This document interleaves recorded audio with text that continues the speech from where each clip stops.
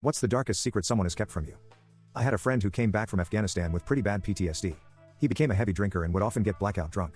In 2010, he tried to end his life, but his longtime girlfriend found him and managed to stop the bleeding enough to save him. I got a call that he did it.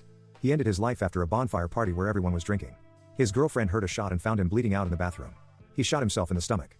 I had always thought it was strange that he chose the stomach since he was a trained soldier, but assumed maybe it was the alcohol or the nerves.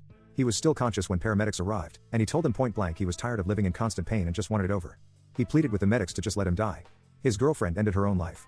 She'd been distraught in the distance ever since he died, and she just never really recovered. Went from being a beautiful young woman to a rail-thin substance user and then swallowed a bottle of medication. She left a 16-page letter for her friends and family. It detailed how she had ended her boyfriend's life that night. He'd apparently been begging her to do a life-ending pact, but she didn't want to die that night. He got in a drunken rage and they were fighting the whole night.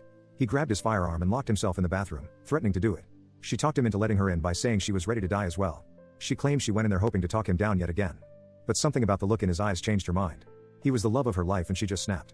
She couldn't watch him suffer any longer. She took the firearm from his shaking hands and aimed at his chest. Her nerves and unfamiliarity with it caused her to lower her aim right as she pulled the trigger and ended up hitting low. She stated that he asked her to shoot again to finish, but she dropped the firearm and was crying uncontrollably. It was at this moment that he realized she wasn't ready to go. So he picked it up and calmly asked her for a hand towel. She wrote that he wiped the grip of its fingerprints and then placed it in his hand and told her to walk away. So you don't have to see this. She was frozen in place as he pointed at his head and pulled the trigger. But it was empty. He'd only loaded a single round. She watched him bleed out over the next couple of minutes.